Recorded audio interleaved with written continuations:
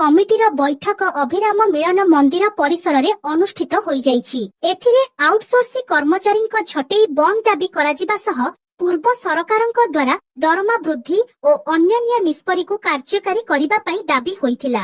ଜିଲ୍ଲା ସଭାପତି ବିଜୟ କୁମାର ମଲ୍ଲିକଙ୍କ ସଭାପତିତ୍ୱରେ ଆୟୋଜିତ ବୈଠକରେ ବିଭିନ୍ନ ବିଭାଗର କର୍ମଚାରୀ ଉପସ୍ଥିତ ରହି ସରକାରଙ୍କ ଦ୍ୱାରା ପୂର୍ବରୁ ଲାଗୁ ହୋଇଥିବା ସମସ୍ତ ପ୍ରସ୍ତାବକୁ ତୁରନ୍ତ ଲାଗୁ କରିବାକୁ ଦାବି କରିଥିଲେ। ବିନା କାରଣରେ ଛଟେଇ ହୋଇଥିବା କର୍ମଚାରୀଙ୍କୁ ପୁନଃ ନିଯୁକ୍ତି, ଦୈନିକ ମଜୁରୀ ବ୍ୟବସ୍ଥାରେ ନିଯୁକ୍ତ କର୍ମଚାରୀଙ୍କୁ ଆଉଟସୋର୍ସିଂ କର୍ମଚାରୀଙ୍କ ସହ ସମାନ ବ୍ୟବସ୍ଥା ଲାଗୁ କରିବା, ପୂର୍ବ ସରକାରରେ ଦରମା ବୃଦ୍ଧି, ବାର୍ଷିକ ଛୁଟି, ଅଭିଜ୍ଞତା ଭିଭିରେ ବର୍ଦ୍ଧିତ ଦରମାରେ ସାମିଲ, ମାତୃତ୍ୱକାଳୀନ ଛୁଟି ଆଦିରେ ସାମିଲ କରିବାକୁ ଦାବି କରାଯାଇଥିଲା। ଜିଲ୍ଲାର ସମସ୍ତ ସ୍ୱାସ୍ଥ୍ୟ କେନ୍ଦ୍ରରେ କାର୍ଯ୍ୟରତ ଆଉଟସୋର୍ସିଂ ନସି କର୍ମଚାରୀଙ୍କ ପ୍ରତି ରେଗୁଲାର ନସି କର୍ମଚାରୀ ସଂଘର ରାଜ୍ୟ ସମ୍ପାଦକ ଦେଇଥିବା ଅପମାନଜନକ ମନ୍ତବ୍ୟକୁ ଏଠାରେ ନିନ୍ଦା କରାଯାଇଥିଲା। ଆଗାମୀ ଦିନରେ ମହାସଂଘ ତରଫରୁ ଗଞ୍ଜାମରେ ଦକ୍ଷିଣାଞ୍ଚଳ ଜିଲ୍ଲାର କର୍ମଚାରୀଙ୍କୁ ନେଇ ଏକ ସମାବେଶ ଆୟୋଜନ କରାଯିବ ବୋଲି ନିଷ୍ପତ୍ତି ହୋଇଥିଲା।